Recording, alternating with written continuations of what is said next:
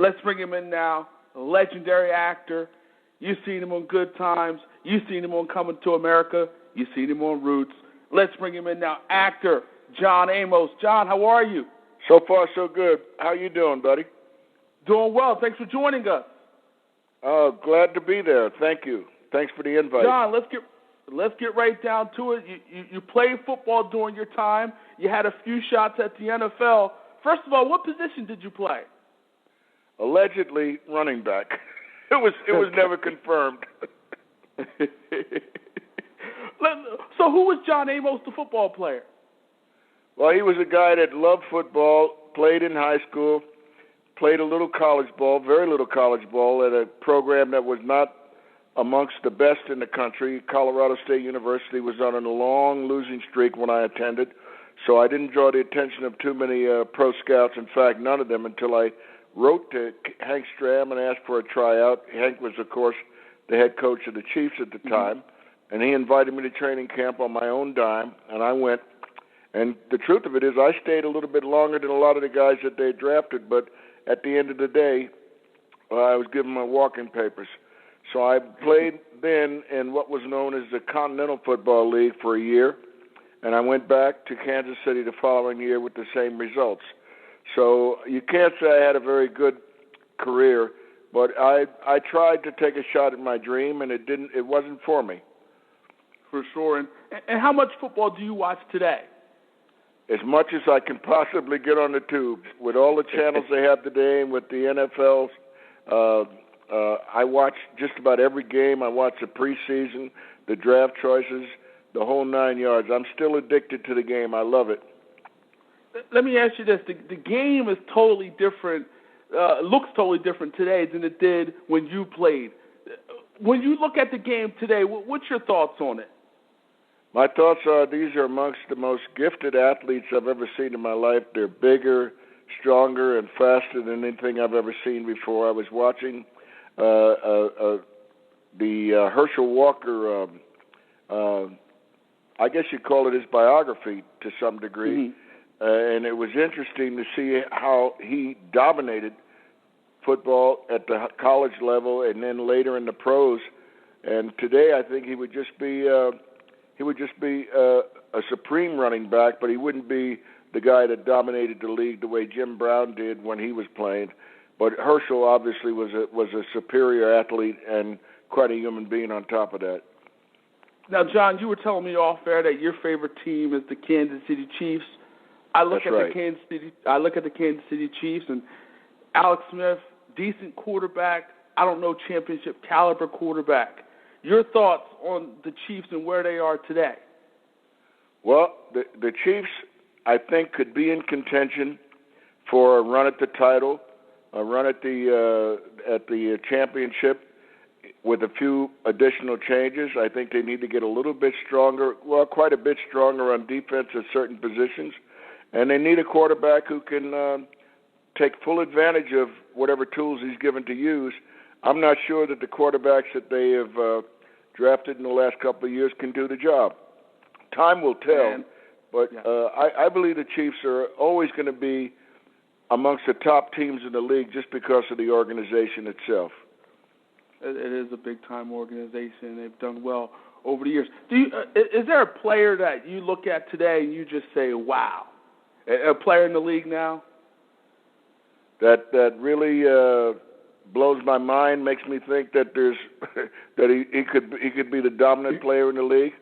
Yes, sir. To tell you the truth, I can't think of one player in particular who is obviously the supreme player in the National Football League right now. He might emerge this coming season as a veteran.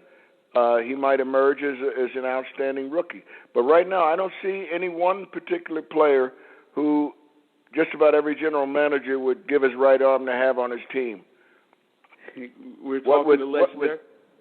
Say again? No, go ahead. I was just going to say, what with Peyton Manning retired, Peyton was the closest thing, I think, to the ultimate NFL player, and he's gone now, so I don't know who the next guy would step up to take that title. Let me ask you this, Brady or Manning, who do you think is better? all time? That's a heck of a question, man. I would go with Peyton Manning, only because of what he's accomplished, and he had to overcome a number of obstacles, including a pretty severe injury, and he did, and he came back and led his team to the championship. Peyton Manning would get my vote. Okay, all right. We're talking to legendary actor John Amos, and John, let me ask you this: in terms of the physicality of the game, it is totally different. Do you miss the physical part of the NFL? No, I don't. My knees don't. I've had 6 procedures on my knees. In fact, I'm nursing them now with Epsom salt and with anything else I can subject them to. The guys are bigger. The human beings are bigger, faster, and in most cases on defense, are particularly more aggressive than any team that I've ever had the pleasure of watching, and certainly not any team that I've had the pleasure of trying out for. These are superlative athletes and incomparable physical specimens. I've never seen such a group of people before in my life that were all dedicated to the same thing, playing aggressive football. Now, John, I was, looking at some of the things you did over the years. I noticed that you did a country music album. I didn't know that about you. Tell us about that. Well, I had a lot of fun with it. I did an album, and it was all original music. It was put together by a composer and by a songwriter and his son, Gene Cash, the cousin to the late Johnny Cash. Okay. Gene and I met when I expressed my desire to do some country music. He jumped right in and he wrote a few songs. I recorded them, and I had fun doing it. And needless to say, the album did not go platinum. I don't think it even went paper. But nevertheless, I had fun. I think the whole thing with being an artist is you never try, you never know. And with today's taste changing so fast, you never know what's going to work and what's not going to work. But anyway, I enjoyed it. But it also let me know that there's a lot more to making a good, successful country music album than just a desire to do so. It was not unlike my football career, except that I didn't get swole up and bent up and sent to the hospital at the end of the recording session. You got a second album coming? Not that I know of. Okay. And there hasn't been a huge outcry, or clamor for me to produce a second album. But you never know. I might come up with a bunch of songs that I think are worth recording. And if so, I'll give it a shot. Why not? Now, John, I got to ask you about the Good Times days. I mean, me, I'm a 40-year-old man. I caught Good Times on the rerun when it was all in reruns. I've watched most of the episodes. Big time fan. Looking back on Good Times, how would you describe your time on Good Times? Well, it was a time that it was a wonderful opportunity for me. I had been on a successful show as a recurring semi-regular. That would be the Mary Tyler Moore Show, which of course has become a standard for the TV and sitcoms such as it was. We had an incredible cast on that show, and when I got the opportunity to portray Esther Roll's husband, of course Esther had been offered the series. And she insisted that she have a husband on the show because she wanted to defy the stereotype of the husbandless black family, and it was a wonderful opportunity for me. We had wonderful, wonderful storylines, a lot of them influenced a great many young people. It shed light on a part of the American fabric that a lot of people weren't familiar with, that is the solid black family. So it was a wonderful opportunity for me. The characters really predicated more on the work ethic that I emulated, that I had been shown in my own family. My mother, I was raised by a single parent until I met my dad in my teens, and he was my model. After I started living with him, when I started going to junior college in California, I emulated his work ethic, and he really was he really was a model for James Evans, the character I portrayed on Good Times. It was a wonderful time for me because I had been a writer for television on local television shows and even a network show that was short-lived, the Leslie Uggams Show. So I was able to use all the experience that I'd gained and the wonderful information, the wonderful relationships that I developed with other more experienced writers that worked on the Leslie Uggams Show. Some of these guys were Emmy winners and had very enviable track records of their own. So it was a wonderful time to be in television because we were all learning. At least I thought we were all learning. Some of us were more advanced than others. But when I worked on a local TV show, the Loman and Barkley Show, which was only shown up as far north as the Santa Barbara market, I think, in California, and maybe as far south as Tijuana, if it went that far across the border.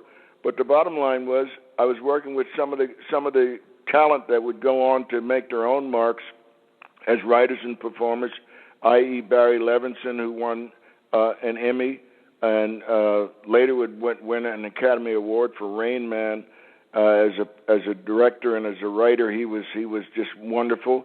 I worked with Craig T. Nelson, of course, of Poltergeist fame and other projects, and it was a wonderful learning experience for me. I mean, absolutely wonderful. I couldn't have had better mentors or better examples to follow than I did in those years when I was first breaking into television. Then, of course, when Roots came along, that firmly established me as an actor who could do drama and comedy, and it was a wonderful opportunity for me.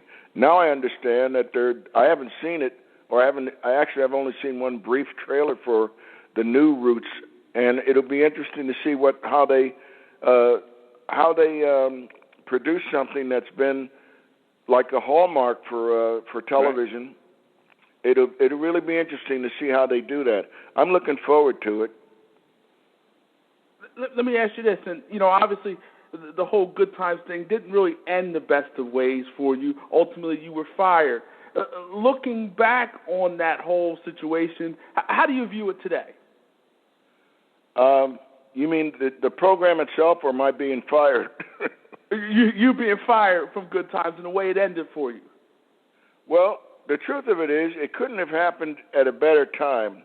Okay. Sure, it'd be nice to have continued with the show until it ran out of steam, but evidently it was in the plans, the great scheme of things, for me to leave the show when I did. Although I didn't plan to be fired from the show, but there were some things that we just couldn't resolve, issues with the script and issues with the way the character was being drawn in the scripts. So it happened for me at the best of times because it gave me the freedom and the momentum to do Roots, which obviously changed my career to a great degree, and more film roles began to happen after that, and it gave me a chance to show my chops as a dramatic actor. Do you have a favorite Good Times episode? Oh, there were a great many favorites. I would say the episode in which JJ was shot by a gang member was one of my favorite because it shed light on a phenomena of gang violence and what's happening to our young people in the streets. That was a good thing one of the very good things, pardon the pun, about Good Times is that we tackled serious subject matter. Seniors being forced to eat pet food or go without food altogether because of the economic constraints. I mean, we tackled some subject matter that is not even alluded to in most of television today. It was a very responsible program in that respect, and I still to this day I applaud Norman Lear and his writers. Though we had some very, very dramatic differences when I was working on the show. Later, I came to respect Norman and some of the choices that he made, including firing me from the show. Wow. I remember that episode with Mad Dog, and that episode gets me a little bit. But the episode I think of Good Times that gets me the most, and I was watching it recently, is when Florida drops the punch bowl, and the classic damn, and when James died. Does that get you at all? Well, when a guy dies, there's not too much you can say about it, you know. You hope it's not going to be painful and they don't drag it out too long. But death comes to us all, and so mine fortunately came in the form of a television death, and I'm proud to say I'm still alive and kicking, so no problem there. Is that weird, dying on TV? Well, it's weird from the standpoint that, well, I tell you what, it can be funny, too. I was in the supermarket in California I guess it'd be months and months after that episode aired, and I was in the supermarket shopping, and a little girl came around the corner. She was looking for cookies or something.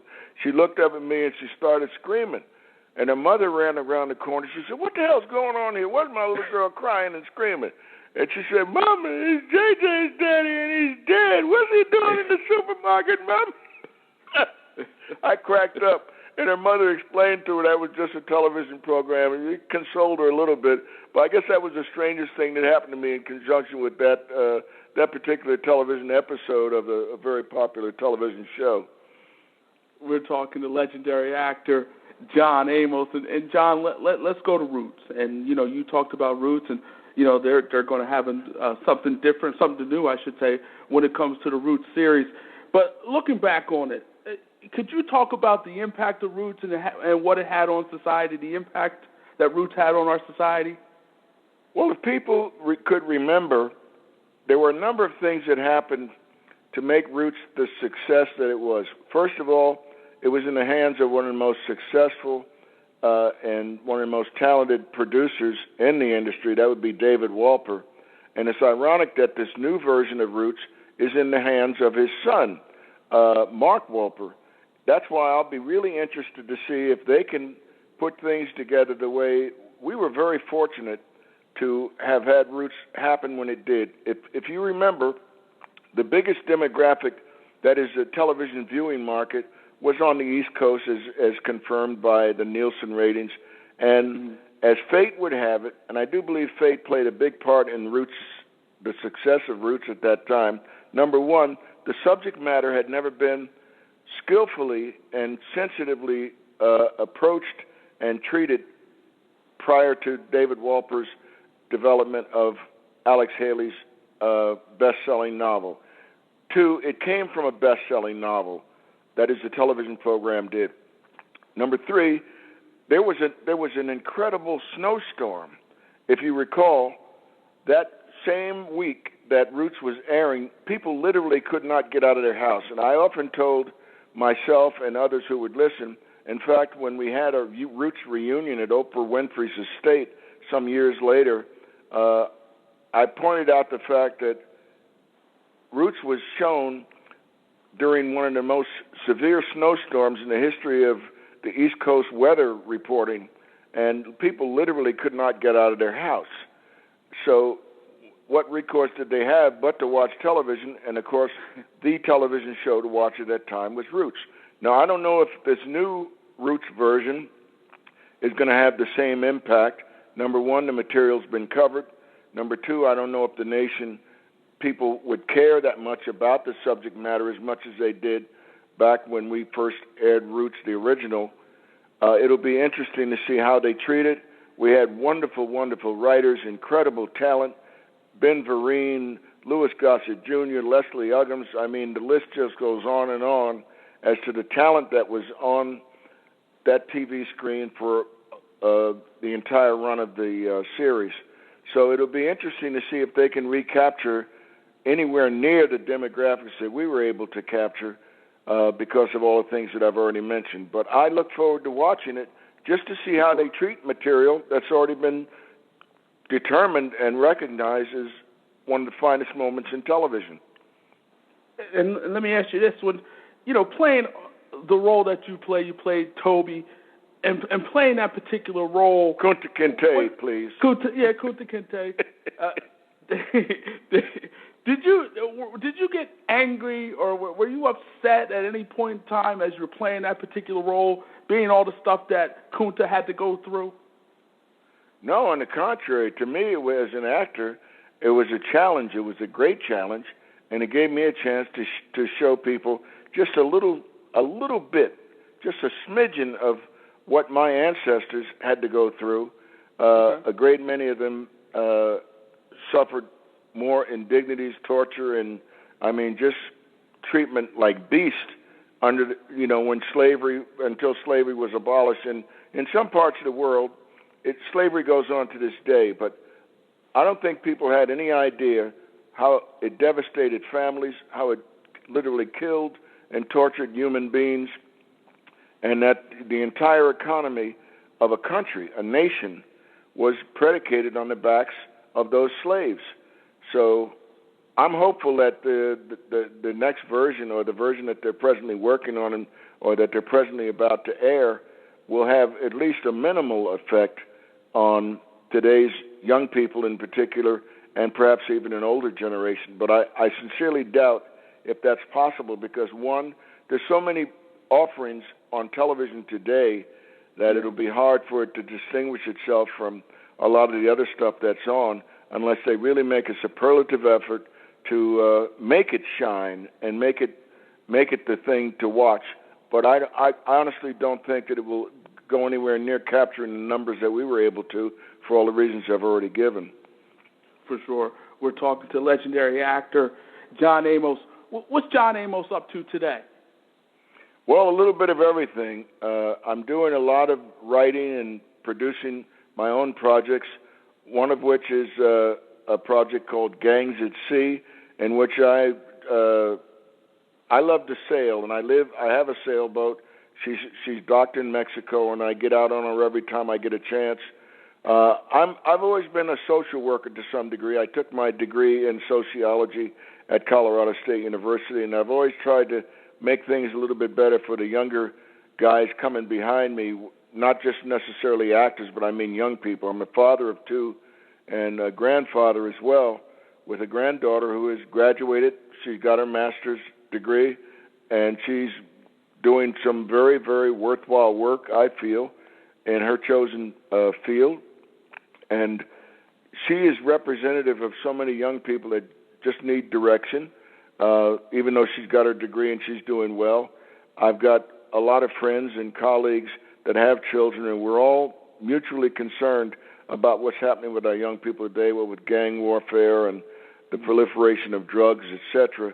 So I would say that my work from here on in is not so much to be in the next big movie or the next big TV program, but to use the things I've learned to shed a little bit of light on the problems that our young people are having, because they're going to inherit this planet, and quite frankly, they're going to have their hands full trying to rectify some of the issues that we as adults have created. For sure. Does John Amos ever retire? Well, in my business, you don't retire so much as you just fail to show up for work one day. Does John Amos ever fail to show up to work one day? Yeah, I think that day could come. There's been a lot of days when I just did not want to make it out of bed. And the older I get, the football injuries come back to haunt me. Not only that, but it becomes more and more difficult to be motivated, because the material that you're given today as an actor is not comparable, I feel, for the most part. It's very rare that you get something that's really challenging, something that is really well written, and that appeals to you as an actor, and I'd like to think of myself as an artist at this point, that appeals to you and makes you look forward to getting out of bed in the morning and going to work and learning your lines and interacting with the rest of the team that comprises a successful program or a successful movie. Quite frankly, for the most part, the writing is not there as it was. I feel we had much better writing when I was coming along. The programs that do have some impact and are appealing are few and far between. The good thing about today's television is that there being so many different programs being produced.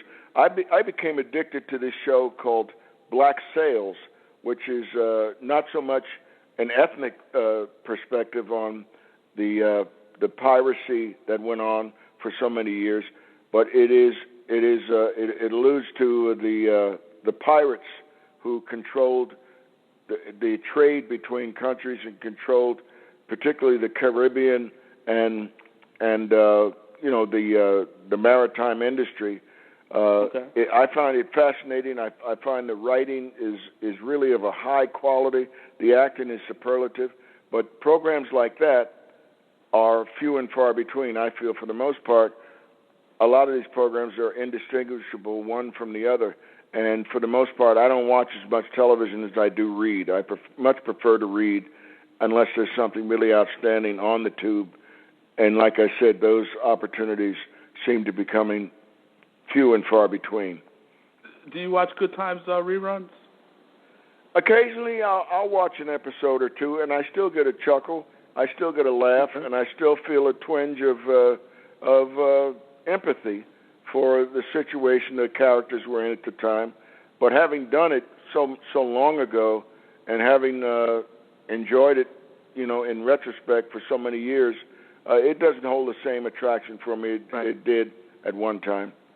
The one thing that always bothers me about the show is they never got out of projects until the end. I almost wish they would have got out of projects like maybe a few episodes before the whole thing ended, but, Yeah, well, that's TV, and I got out, but I had to die to get out. Hey, you got out. Yeah, I got out, and I moved on to other things. So, like I said, that's television. I'm glad it had the impact that it did because it made people look at life in Chicago and in the projects through a different lens, and I think that's a good thing. It increased people's sensitivity for a while anyway, and then the usual things started to happen. Right. Do you keep in contact with anybody from that cast? Yeah, I do. I don't make a point of calling them every Sunday or once a week or any scheduled time.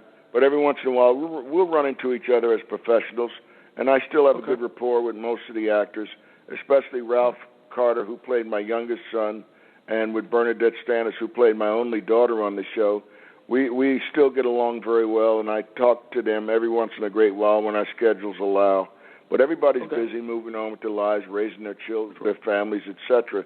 So I have as well. For sure. Now, John, what you said before that it takes a lot for you to get off that couch nowadays. The scripts aren't really necessarily out there. But is that what you're necessarily looking for? You're looking for like a challenging type of role that would get you off your couch? Not necessarily. I'm not really chasing my career with the same passion that I did years ago. Okay. If something good comes along, I'm not going to turn it down. But quite frankly, the writing and the opportunities, the quality of the material that's offered and that's out there available for me or most actors today is not comparable to what I've been spoiled to a great degree. I've had wonderful, wonderful opportunities like the Mary Tyler Moore Show and various other programs like Roots. So I know quality when I see it, and a lot of the stuff that's offered today is not of a comparable quality or even anywhere near it. And thank God I'm not on relief. I managed to put away a couple of bucks, so I'm not hungry. And as a writer, I can always write or create something for myself. For the last 20 some odd years or so, I've been touring the country and, in fact, touring some of the better spots in the world to do my own one-man show called Haley's Comet. So that allows me to portray an 80-year-old man who has had a wonderful life and has traveled and has raised children, and he has seen the changes in humanity and the changes in the world, and he shares that with the audience, and I'm pleased to say that it's been a very successful vehicle for me. Having written it, it allows me the freedom to address issues that I don't get a chance to address through the regular medium. Now, John, before we get out of here, I got to ask you this. You talked about the many years that you played football. Do you have any effects in terms of neurologically, in terms of the brain, in terms of concussions? Do you have any effects in terms of that? Well, if you talk to most of my classmates in high school or college, they'll tell you we wouldn't know the difference because Amos was crazy, in high school and in college. So maybe I got some brain damage. I don't know. I'm not going to put in any claims for any money or try and get a settlement of any kind. But I have a few problems, physical as well as neurological, I guess. But they haven't done a brain scan to show that I've got any issues. I wasn't around long enough. Maybe my ego got bruised more than anything, being cut from 13 teams. But I'm still able to function. I can tie my own shoes, and I can find my way home. So I really don't have any problems. I never played long enough for anybody to sustain any brain damage, other than maybe falling, getting off the bus or the plane. John, an absolute pleasure talking to you, man. Wish you nothing thank you for but the best. opportunity, man. Thank you. No doubt. Wish you nothing but the best of luck moving forward. Would love to have you on again. Well, I'll be glad to come on again. You say when, get in touch, and we'll talk about some more. Sounds good. Take care. Do the same, and looking forward to this coming season all around. For sure. Go Chiefs. Go Chiefs. Straight ahead, buddy. Take care. All right.